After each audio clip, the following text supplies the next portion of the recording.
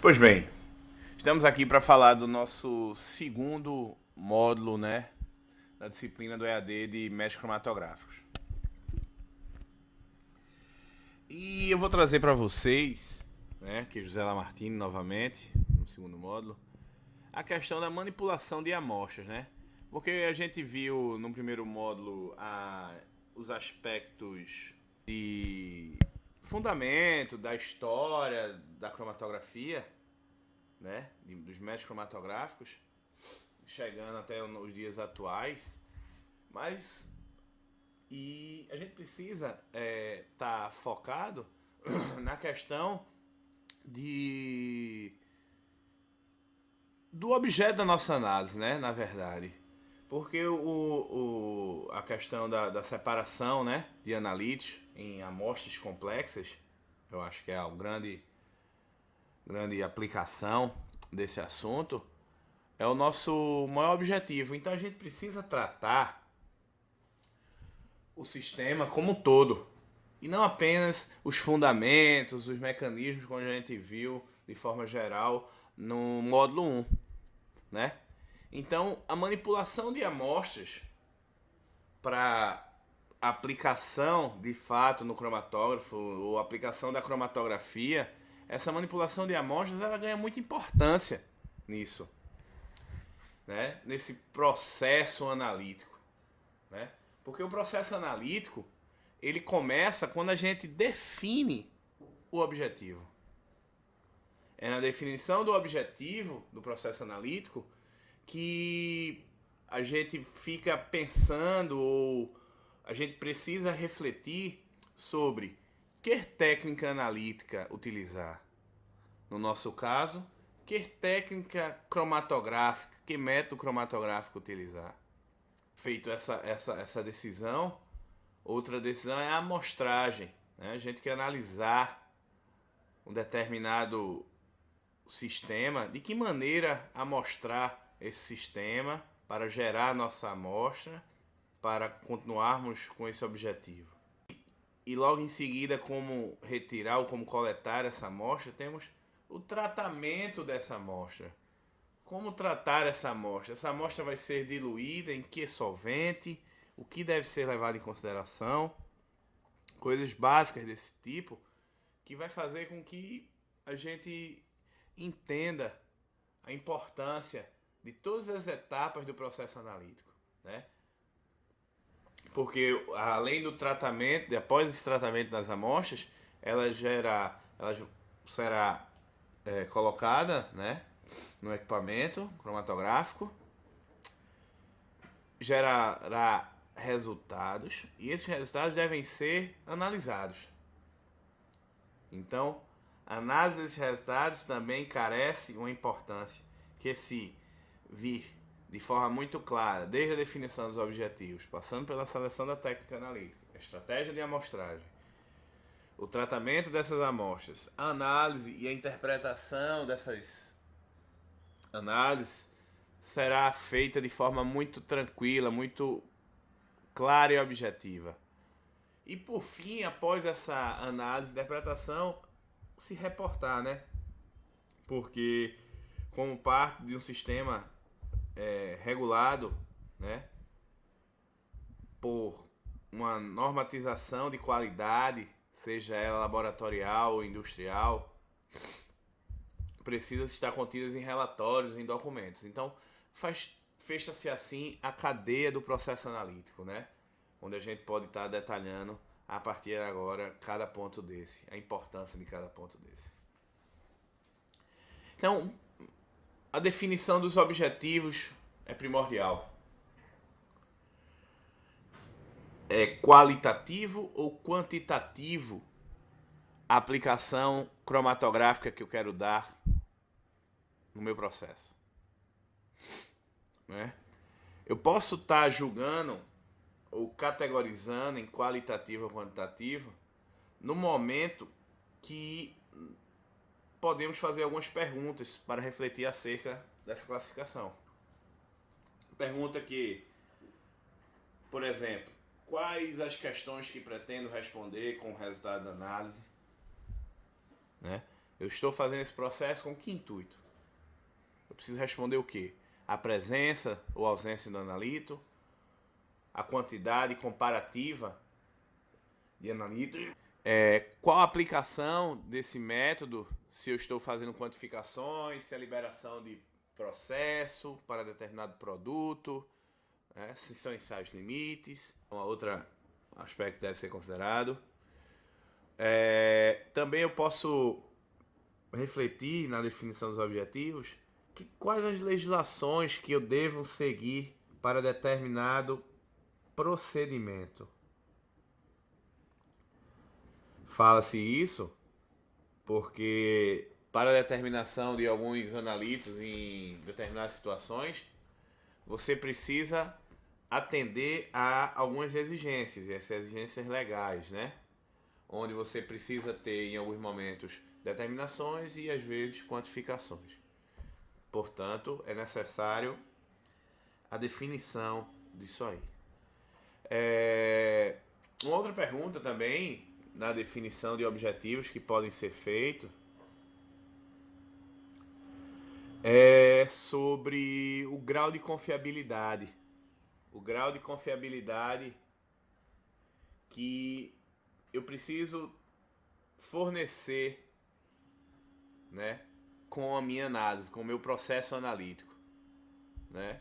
Porque se, dependendo da confiabilidade ou nível de incerteza na determinação, ela torna-se qualitativa e quantitativa.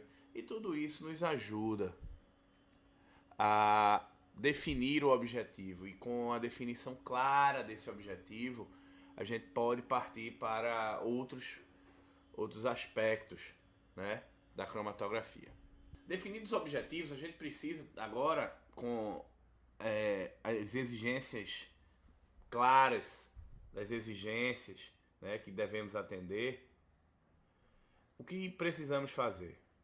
Selecionar uma técnica mais adequada. Adequada a quê? Aqueles objetivos que tínhamos definido. Então, quais os níveis de concentração que minha determinação por meio de cromatografia deve alcançar, né? Se é miligrama por ml, picogramas por ml, gramas por litro. Então, o nível de concentração é muito importante na seleção da técnica analítica e, se falando de cromatografia, no detector utilizado. Outro aspecto também que deve ser pensado é a frequência de utilização desse método analítico. Por quê?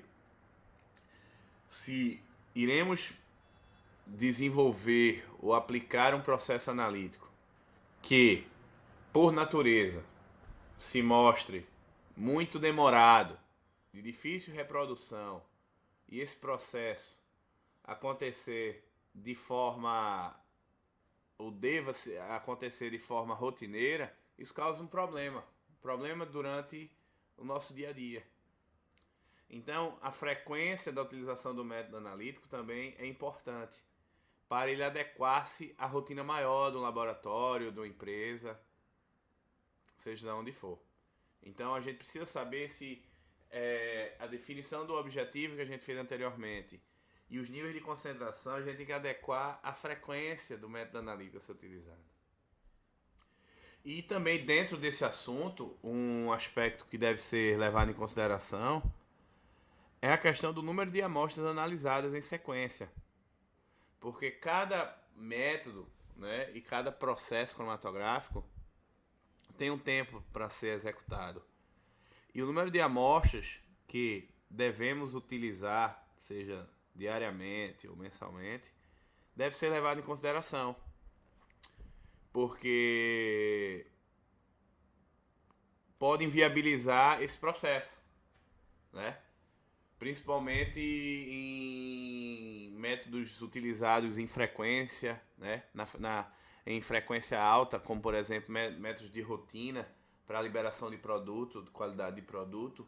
Isso é muito difícil, termos métodos muito demorados, muito custosos do ponto de vista de tempo. Então, a seleção da técnica analítica deve levar em consideração isso. Não só o nível de concentração alcançado, a frequência de teste, mas o número de amostras a serem analisadas em sequência, porque tem processos cromatográficos que precisam de toda uma reestruturação antes de se fazer uma nova análise, ou seja, análise de uma nova amostra. Isso dificulta o dia a dia, dificulta a nossa rotina.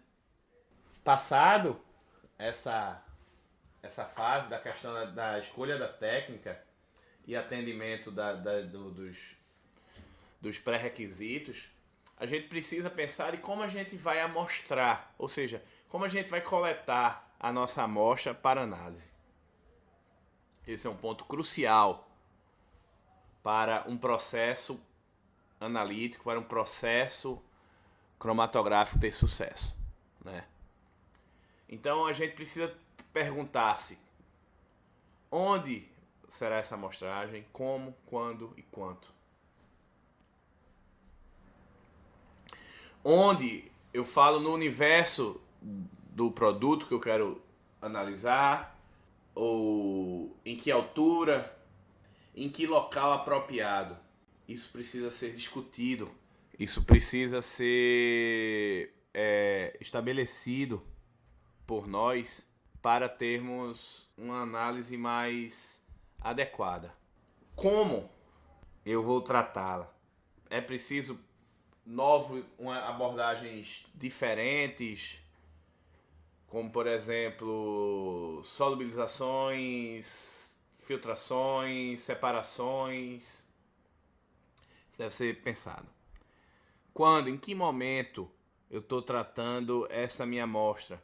Porque eu preciso entender o processo, né, analítico como um todo, onde vamos aplicar a cromatografia. Então a gente precisa ter tempos adequados para isso. E o quanto? Qual é a quantidade da amostra necessária para atender todas aquelas exigências? Um aspecto que devemos lembrar é a questão da representatividade. Qual a representatividade da minha amostra diante do que eu quero responder? Então, se for de um lote industrial, como eu devo estar fazendo a minha estratégia de amostragem, né? De onde retirar essa amostra, por exemplo, desse lote que eu quero fazer o controle de qualidade dele. Um outro aspecto bem interessante e importante que devemos fazer é a questão do armazenamento da amostra, né? Após essa coleta, que deve ser feita de forma adequada, eu preciso garantir estabilidade físico-química na minha amostra, tá? Então, onde armazenar a minha amostra é muito importante. E quando realizar a amostragem também é importante, como a gente já tinha dito anteriormente. Seguindo a linha de raciocínio, né? Dando importância ao processo analítico como um todo e não apenas a aplicação cromatográfica, devemos tratar essas amostras. E essas amostras devem ser tratadas de maneiras diferentes se forem de naturezas diferentes. O cenário perfeito seria analisar a amostra diretamente sem tratamentos prévios. Porém, provavelmente isso, na maioria das vezes, não é possível, sendo necessário a utilização de tratamentos prévios para a realização do ensaio cromatográfico em si. Então, precipitações de proteínas às vezes é necessário, principalmente em processos biológicos, né? Diluições em diferentes níveis são ideais, mas o mais importante é que a gente tem que perceber que um tratamento com números de etapas menores nos dá menores erros ou incertezas durante o processo de análise. E isso que deve ser deixado claro, que se o tratamento de amostra tiver em muitas etapas, isso pode ocasionar erros durante o estudo. Então a técnica ou a aplicação cromatográfica tem evoluído nesse sentido, de termos preparações de amostras menos trabalhosas, com menos etapas. E aí a gente tem vários exemplos, né? Falando da preparação da amostra, a gente pode estar colocando em destaque a questão da extração dos analíticos nessas amostras. E quando a gente fala da questão dos analíticos dessas amostras, o que a gente poderia falar? Dos tipos de extração. Então, eu vou falar aqui um pouco sobre as extrações mais utilizadas, que é a extração líquido-líquido e a extração sólido-sólido. A extração líquido-líquido, na maioria das vezes, é a mais utilizada, onde nós temos como vantagem um baixo custo. Você consegue aplicar esse tipo de extração para um amplo espectro de analitos. Você consegue ter bom nível de recuperações, ou seja, de exatidão, e com ótimas reprodutibilidades. Como desvantagem, eu tenho, em alguns momentos, formação de emulsão, de acordo com os solventes e as características de amostras utilizadas. Um alto nível de resíduo tóxico, por se tratar de solventes, e na maioria dos casos, solventes orgânicos. Então, essa extração líquido-líquido gera níveis de resíduos tóxicos. Então, isso é um aspecto que deve ser levado em consideração, porque, como a gente falou há pouco, a questão do conhecimento das amostras e da eficiência, né, do processo, se a geração de resíduos tiver um número muito alto de amostras e de análises a serem feitas com esse tipo de extração, e dependendo do volume gerado, isso pode ser uma grande desvantagem. Falando já da questão do demorado, processos demorados, né? Ou seja, se você tiver muitas etapas e essa eficiência leve e seja comprometida devido a essas etapas, isso pode ser também um ponto baixo desse tipo de extração. Sem falar do ponto de vista físico-químico, que para analitos altamente polares, isso pode causar limitações na eficiência dessa extração, né? Então, nessa extração líquido-líquido, você pode estar fazendo com diferentes solventes no tocante a polaridades, e com essas diferentes polaridades contidas nesses solventes, vocês podem particionar, né? Podem particionar diferentes analíticos e aí ter eficiências de separação bem interessantes para processos subseguintes. Isso é importante para a eficiência, talvez, na separação cromatográfica, esse tipo de preparação.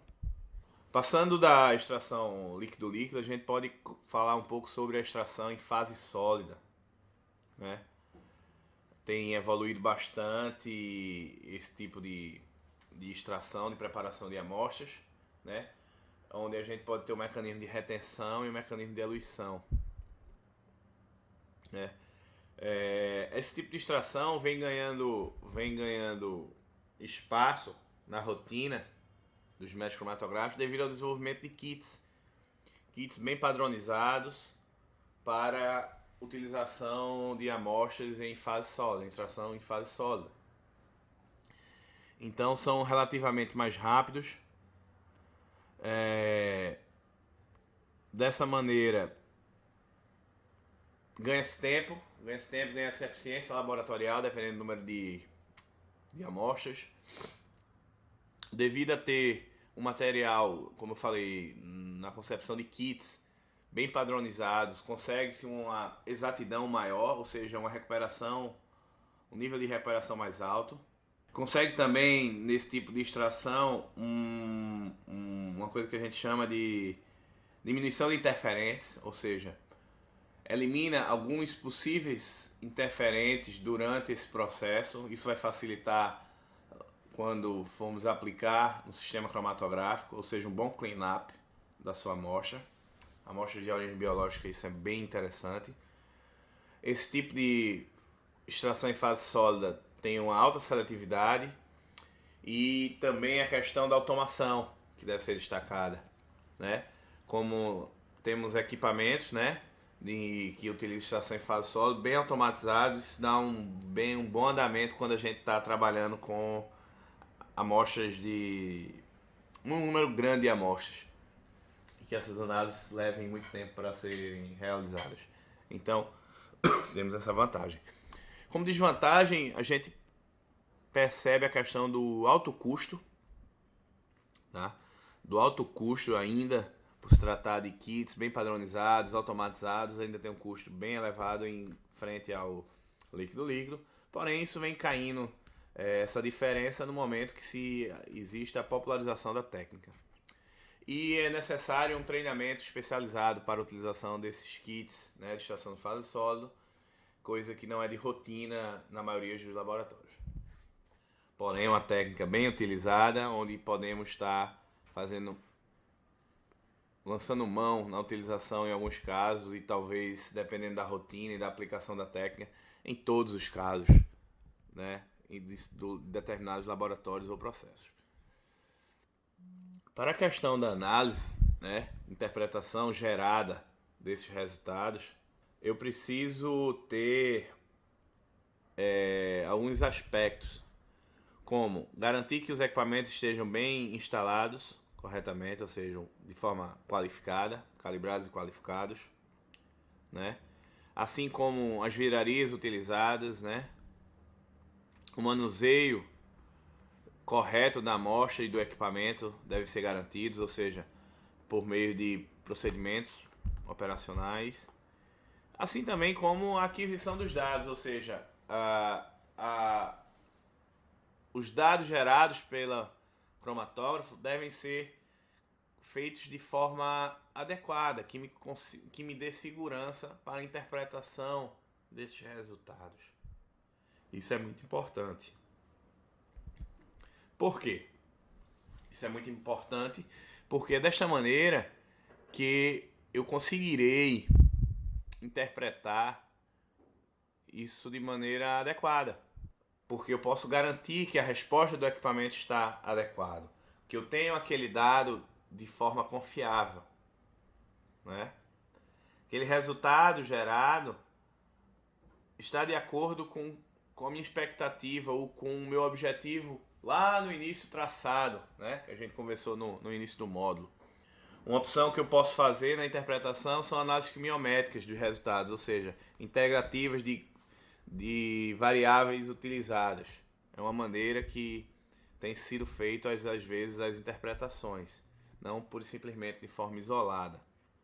Mas a interpretação ela é muito facilitada ou colaborada sempre quando nós temos aquele processo bem integrado, bem pensado, bem definido.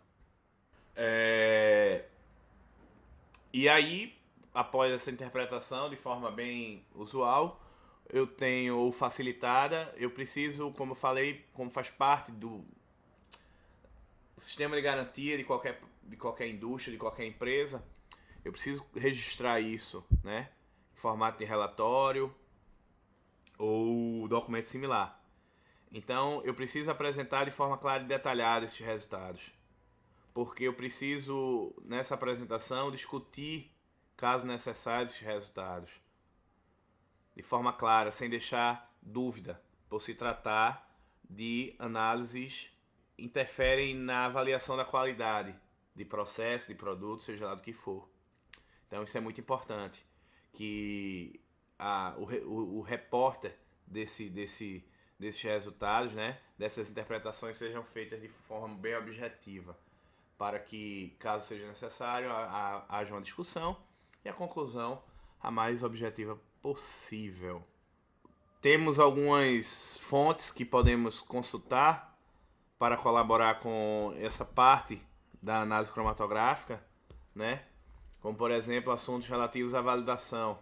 E aí temos a RE 899 de 2003 da Anvisa, guia do FDA também, que cita essa questão do tratamento das amostras, de julho de 2015, guia do CH, onde a gente pode estar conversando alguns aspectos, especificidade, linearidade, precisão, exatidão, robustez, que vocês devem ter visto isso em módulos do curso. Porém, todos relativos a esses assuntos, a questão da avaliação cromatográfica, dos métodos cromatográficos e principalmente da preparação das amostras. Então, é importante termos em mente que uma análise cromatográfica, um método cromatográfico, ele não vai funcionar se não trabalharmos de maneira integrada, ou seja, sabendo do que se trata todo o processo e a importância que ganha a nossa amostra, pensar no objetivo da análise de maneira anterior à realização do ensaio. Então, é dessa maneira que a gente encerra o segundo módulo, né, dessa disciplina de métodos cromatográficos. Até o próximo.